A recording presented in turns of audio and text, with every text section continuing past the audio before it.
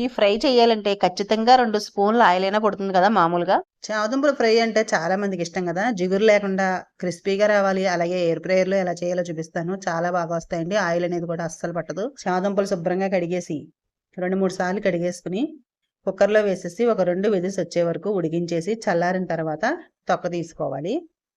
బాగా చల్లారిపోయిన తర్వాత అప్పుడు తొక్క తీసుకుంటే జిగురు అనేది కూడా ఎక్కువ ఉండదనమాట.